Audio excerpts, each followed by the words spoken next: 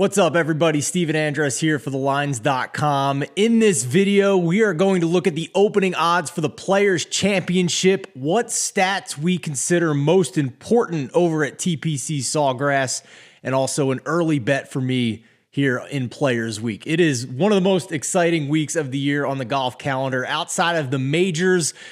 Many call this the fifth major, right, over at TPC. It's the biggest purse on tour each year. All the big names come out to Sawgrass to play in the Players, and we are going to break down not only those odds, but also the key stats to look at. So let's start doing that. If you go to thelines.com on our homepage on Golf Week, you'll see our tournament preview each week from John Hasselbauer. If it is not on the homepage, you can always find it by going to our odds tab, the golf, and under John Hasselbauer, you'll see the Players Preview. So John does a great job. I mean, in all honesty, I've read a lot of golf previews over the years, and John leaves no stone unturned. Look how long this thing is, man. I mean, he goes into every angle you can possibly think of for these golf tournaments each week. But let's start off at the top. Just past his intro, you'll see the favorites this week over at DraftKings and FanDuel for the Players, and in a rarity, we have some difference between the two books this week to start out in the opening odds. At DraftKings, it is Jon Rahm and Justin Thomas as co-favorites at 10-1, but over at FanDuel, Colin Morikawa is the favorite at 10-1, and in a big field like this is the first time I have seen Morikawa as a favorite. He, of course, won the PGA Championship, won the Open Championship overseas, and now the books, at least FanDuel, has put him above Jon Rahm, the number one player in the world, and the player that we have seen as a single-digit favorite in many of the tournaments this year, although he has not cashed in and won an event since the U.S. Open. If you scroll down here in John's article, you'll also find an introduction to TPC Sawgrass, some of the things to look out for. He also played Sawgrass himself, so some of the early highlights for him on the front nine, some of the things to look out for on the back nine, of course, with the famous Island 17th green and what he learned about playing the course himself. Course specs here as well for Sawgrass, but what I want to focus on down here are the key stats to consider. These are what John plugs into his model each week. Each person can decide how much weight to assign to those particular stats, but for me, I'll let you know that what I did for my model using these stats is I'm a guy that always likes to plug in strokes gained on approach as my heaviest weight. So I go 25% strokes gained on approach.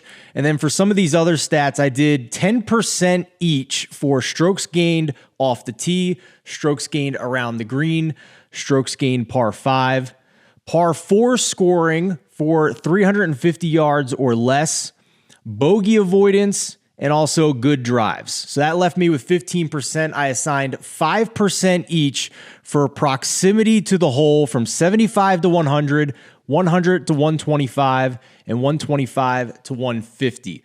Data Golf showed us that these short approaches inside 150, Sawgrass is the most difficult on tour from those short yardages. So I want to know what players on tour in particular are going to be pretty solid with wedges in hand on difficult greens.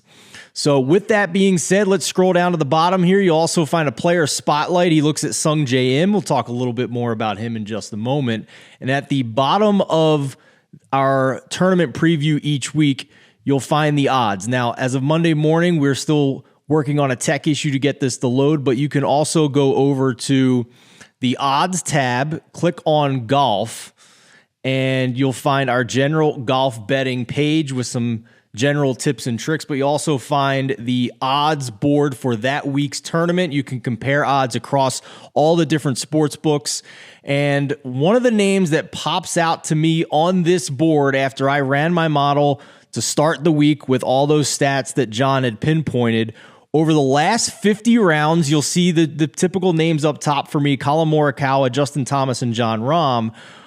But Number 4 on that list is a guy, if we keep scrolling here, Sung Jae Im at 50-1. That was the first bet I locked in this week for the Players Championship. I don't think that number is going to last very long over at DraftKings. You can see at the other books, he's already at 40-1. There is a 48-1 sitting here over at FanDuel. But 50-1 for Sung Jae Im was a good price for me, even in a tough field like this. Over the last 36 rounds for me, the top names are what you would expect as well. Justin Thomas, sitting here 14-1, the best price at Caesars Sportsbook. John Rahm, of course, always going to be near the top of the model. If you think this is a week to play him, you're getting a better price, double almost than some of the tournaments you've seen him play this year. 14-1 over at Caesars is the best price as we record on Monday morning. Cam Smith, number 3 in my model this week over the past 36 rounds. Best price on him, 34-1.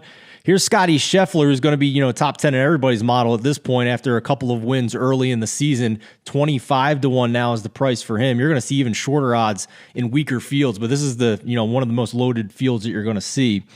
And rounding out my top 5 over the last 36 rounds, Daniel Berger at number 4, Colin Morikawa at number 5. Daniel Berger sitting best price to start the week, 35-1.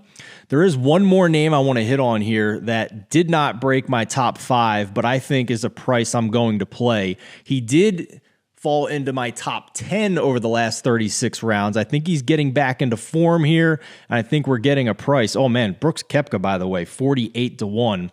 He's probably going to be motivated this week. Even though it's not a traditional major, it is the biggest purse on tour. He hasn't been playing well, so if you are a believer in the narrative that Brooks can flip a switch, 48-1 is a pretty juicy number on Brooks Koepka. But for me, the juicier price is right here on Sam Burns at 60-1. Top 10 in my model over the past 36 rounds, only top 15 over the past 50 rounds, but there was some swing events in there, some early events that he didn't really play well, but we know he has the talent. He has won early in his career. He is extremely long off the tee and straight.